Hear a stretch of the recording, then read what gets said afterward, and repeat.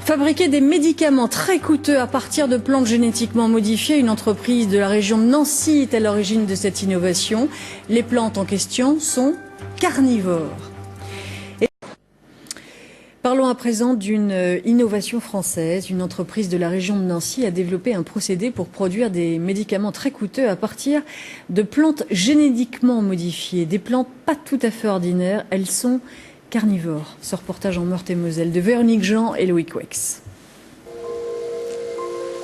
Ces gouttelettes à la surface des feuilles, des armes fatales. Drosera est une plante carnivore. Elle digère ses proies grâce à ce liquide constitué de protéines. Ce système d'assimilation performant commun à tous les végétaux carnivores a inspiré ces blouses blanches aux mains vertes.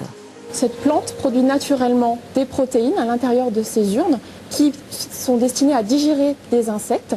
Et nous, on s'est servi de cette propriété pour essayer de produire des protéines qui serviront à faire des médicaments. La solution pour y parvenir, la génétique. Les scientifiques instillent la protéine thérapeutique dans la plante, la nature fait le reste, on la retrouve naturellement multipliée dans le liquide digestif.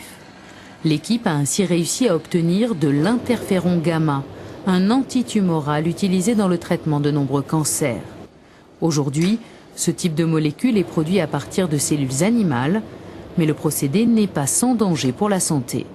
Le souci, c'est que dans une culture cellulaire, il peut y avoir des risques sanitaires, par exemple la présence de virus, de prions, de bactéries, etc., capables d'infecter l'homme. Alors, lorsqu'on passe dans un système de plantes, actuellement, il n'existe aucun pathogène connu chez les plantes qui sont capables d'infecter les cellules humaines. Autre avantage des plantes, leur coût de production, bien inférieur à celui des cellules animales. L'intérêt des plantes, c'est qu'on peut les cultiver beaucoup plus facilement qu'une cellule animale isolée in vitro. Et nous pensons être capables de produire ces médicaments 10 fois moins chers. Le procédé des plantes carnivores génétiquement modifiées, des OGM à visée thérapeutique, fonctionne, mais il n'en est qu'au stade de la recherche. Il faudra encore 3 à 4 ans avant de passer à la phase industrielle.